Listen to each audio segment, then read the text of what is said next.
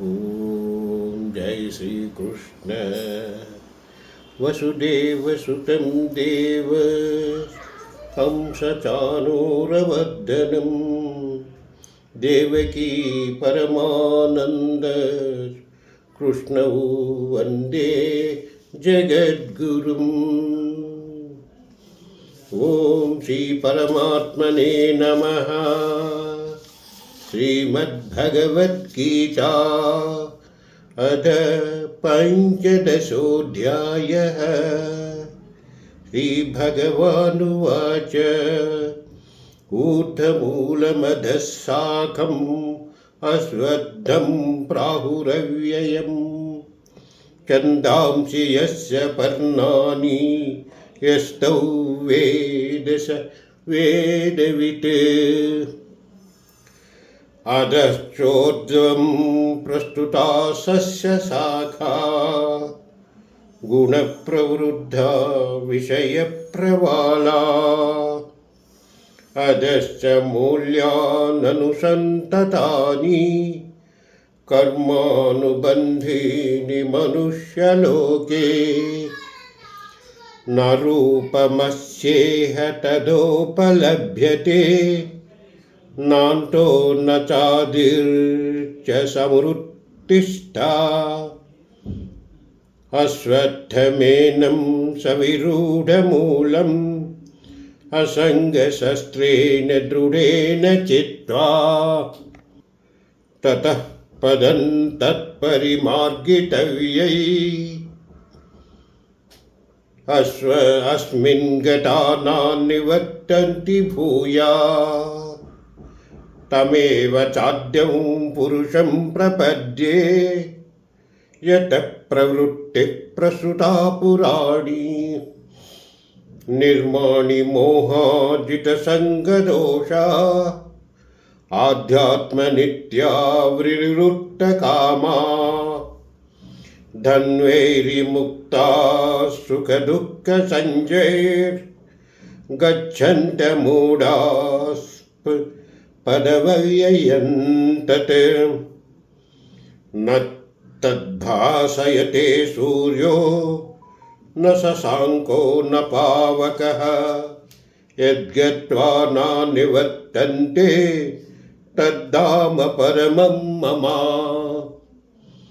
ममैवांशो जीवलोके जीवभूतः सनातनः।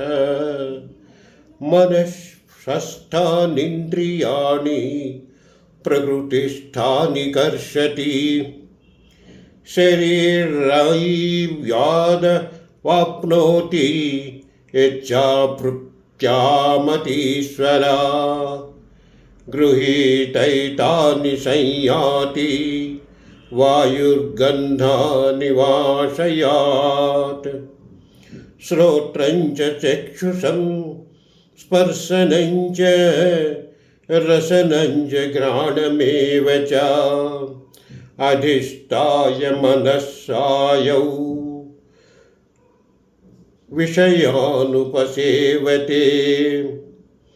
उत्कामन्तं स्थितं व्यापी भुञ्जानं वा गुणान्वितं विमूढनानुपश्यन्ति पश्यन्ति ज्ञानचक्षुषः।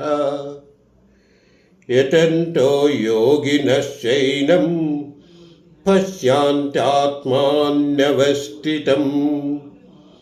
यतन्तोऽप्यकृतात्मानो नैनं पश्यन्त चेतसः।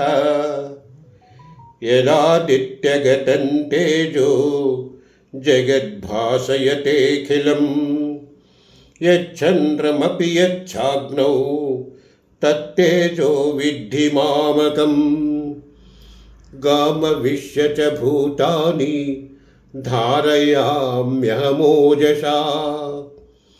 पुष्णामि चौषधीः सर्वाः सोमो भूत्वा रसात्मका।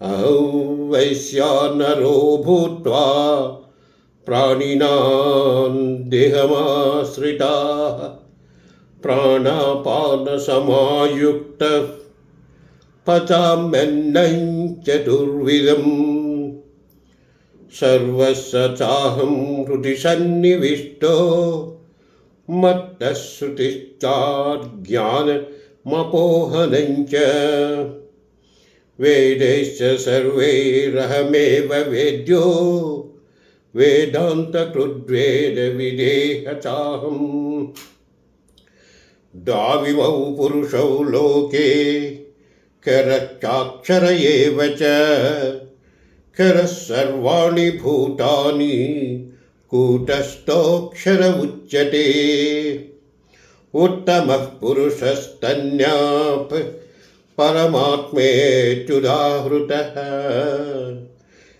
लोकत्रयमाविश्य बिभर्त्यव्यय ईश्वरा